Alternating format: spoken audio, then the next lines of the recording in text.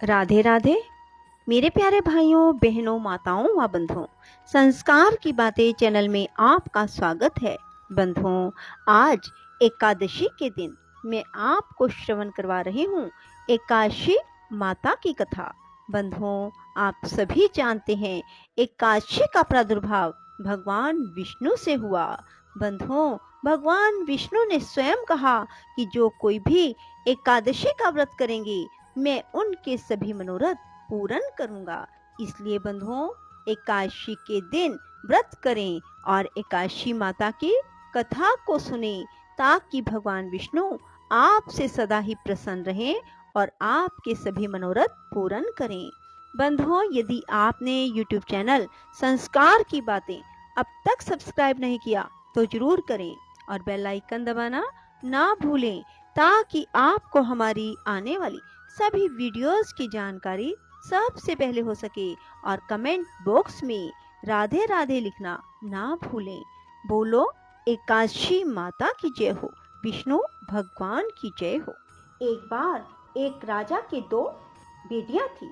छोटी बेटी एकादशी का व्रत किया करती थी। हर कोई छोटी बेटी की प्रशंसा किया करता था और बड़ी बहन छोटी बहन से ईर्ष्या करती थी। एक बार पड़ोसी राजा का बेटा बड़ी बेटी को देखने आया, लेकिन उसे बड़ी बेटी की जगह छोटी बेटी पसंद आ गई। राजा की छोटी बेटी अब बड़ी बहन छोटी बहन से और भी चिढ़ने लगती है। वह छोटी बहन को मारने के नए नए तरीके अपनाती रहती है। एक बार वह लड्डू में जहर मिलाकर उसे खिलाने की कोशिश करती है और एक बार वह मटके में जहरीला सांप रखकर छोटी बहन के कमरे में रख देती है। एक बार छोटी बहन को पनघट पर पानी भरने के लिए ले जाती है और धोखे से कुएं में धक्का दे देती है, पर हर बार ग्यारस माता उसे बचा लेती है क्योंकि वह ग्यारस माता के व्रत किया करती थी। बड़ी बहन बहुत परेशान हो गई कि यह तो किसी भी तरह नहीं मरती। तब एक दिन बड़ी बहन छोटी बहन से बोली, मेरी प्यारी बहन, भगवान ने हम सब की मृत्यु किसी न किसी तरह लिखी है। क्या तुम्हें पता है कि तुम्हारी मृत्यु कैसे होगी? बड़ी बहन बहुत सीधी थी।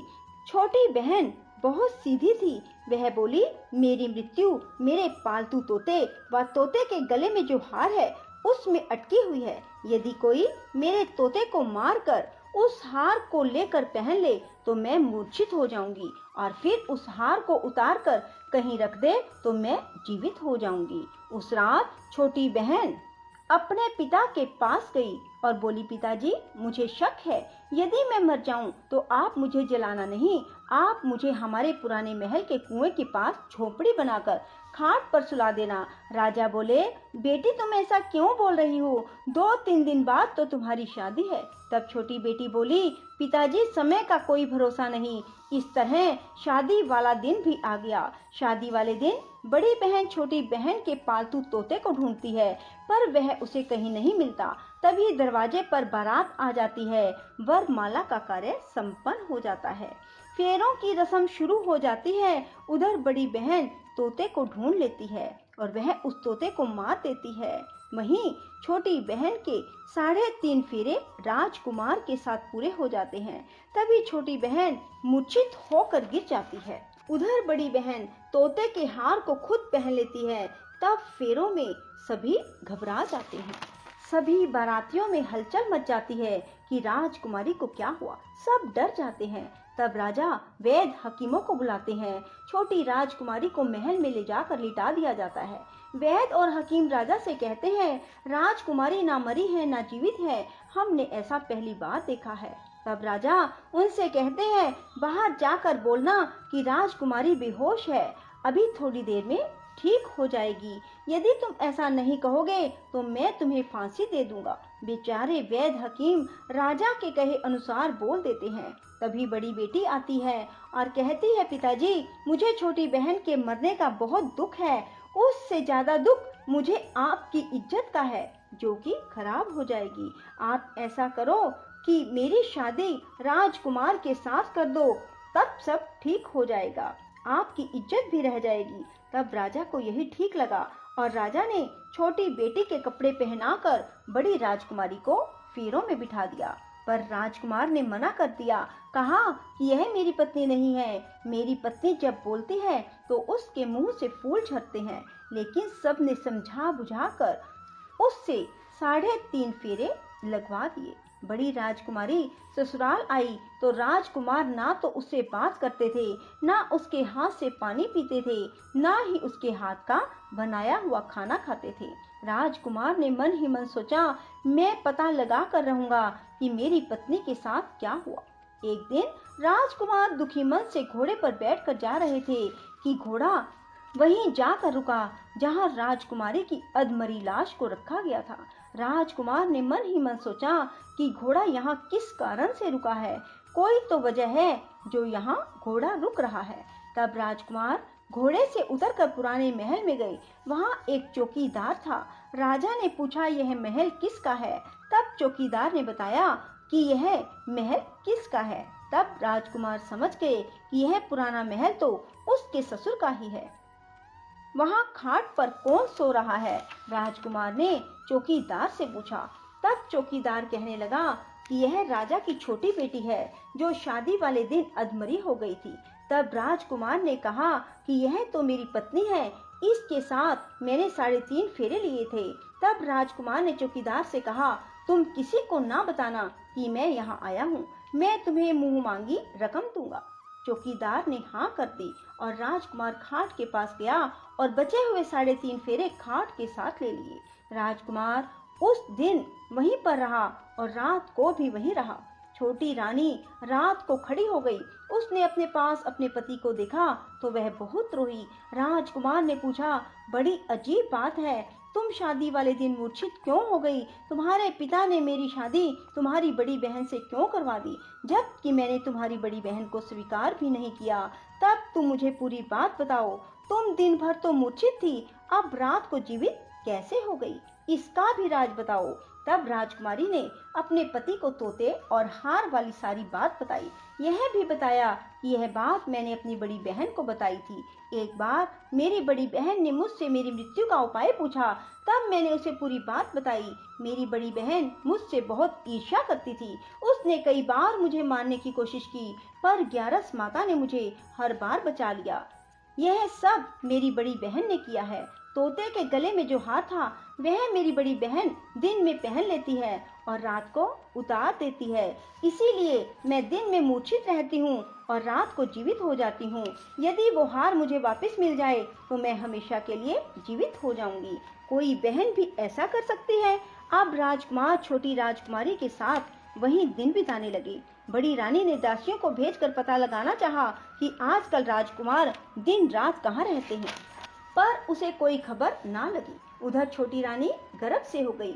एक दिन छोटी रानी ने राजकुमार से कहा, मुझे चाहे बेटा हो या बेटी, रात में ही हो, दिन में तो मैं मूर्छित रहती हूँ।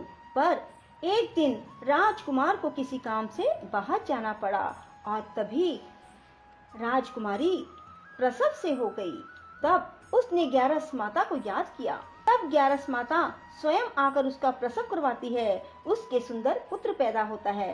तभी वहां राजकुमार आ जाते हैं। उसने भी ग्यारस माता के दर्शन किए। ग्यारस माता बोली, ये मेरी परम भगत है, और बोली, जब तुम्हारा बेटा 5 वर्ष का हो जाए तब तुम इसे अपनी पत्नी का हार लाकर पहना देना। देखते ही देखते कुंवर 5 वर्ष का हो गया। बेटा युवराज 5 वर्ष का हो गया। तब राजकुमार अपने बच्चे से कहते हैं कि बेटा युवराज, तुम यहीं रहना, माँ की खाट के पास, मैं शहर से काम निपटा कर आता हूँ। तब बड़ी रानी के दास दासी राजा को वहाँ से आते हुए देख लेते हैं और बच्चे को उठवा लेते हैं। बच्चे के 2 टुकड़े कर दिए जाते हैं, एक टुकड़ा चक्की के नीचे और एक अपने पलंग के नीचे रख लेती है। तब वह ग्यारस माता को याद करती है और ग्यारस माता भीख मांगने के लिए बड़ी रानी के महल में आती है। तब बड़ी रानी अपने दास दासियों के हाथों भिक्षा भिजवा देती है, पर ग्यारस माता कहती है कि मैं तो तुम्हारी रानी के हाथों से ही भिक्षा लूंगी। तब वे जाकर उसे कहते हैं। तब बड़ी रानी खुद उसे भिक्षा देने के लिए आती है। तब ग्यारस माता बिल्ली का रूप बनाकर अंदर जाती है और उसके बच्चे के जो 2 टुकड़े होते हैं उन्हें इकट्ठा जोड़ देती है और उसमें प्राण फूंक देती है और उसे लेकर चली जाती है। राजकुमार कुंवर को लेकर महल में जाते हैं और कहते हैं, रानी, ये बच्चा मेरी दूर के रिश्ते की बहन का है। यदि तुम इसे प्यार से रखोगी तो शायद मेरा दिल भी तुम पर आ जाए। तब बड़ी रानी कुंवर को लाड प्यार से रखती है। तब एक दिन राजकुमार अपने बेटे से कहता है कि तुम अपनी मामी से हार मांग लो, हम ये हार लेकर तुम्हारी माँ के पास चलेंगे, पर ये बात अपनी मामी को मत बताना। कुंवर बोले, मामी मामी, मुझे अपना ये हार दे दो। एक बार तो रानी जवाब दे देती है, पर फिर उसे ये बात याद आती है कि जब राजकुमार ने उसे कहा था कि यदि तुम बच्चे का ध्यान रखोगी तो मेरा दिल तुम पर आ जाएगा। तब बड़ी रानी कुंवर को हार दे देती है। कुंवर उस हार को लेकर अपने पिता को देते हैं। आज हम आपके हाथ का बना हुआ खाना खाएंगे, हम आते हैं, तुम खाना तैयार करो। बड़ी रानी बहुत खुश हो जाती है कि आज मेरे पति मुझसे खुश हैं। तब राजकुमार छोटी रानी के पास जाते हैं। बड़ी रानी उधर बहुत खुश होती है।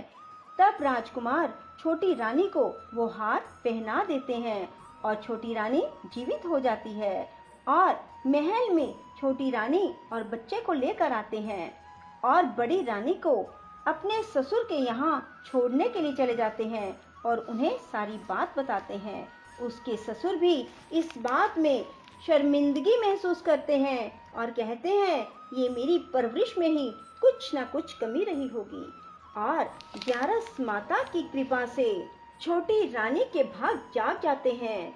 हे ग्यारस माता, जैसे आप छोटी बेटी पर प्रसन्न हुई वैसे सब पर होना। कहते सुनते हुंकारा भरते सब पर अपनी कृपा बरसाए रखना। बोलो ग्यारस माता की जय। राधे राधे, जय श्री कृष्णा। बंधुओं, यदि आपको हमारी वीडियो पसंद आए तो इसे लाइक करें और शेयर भी जरूर करें। साथ ही हमारे चैनल को सब्सक्राइब करना ना भूलें।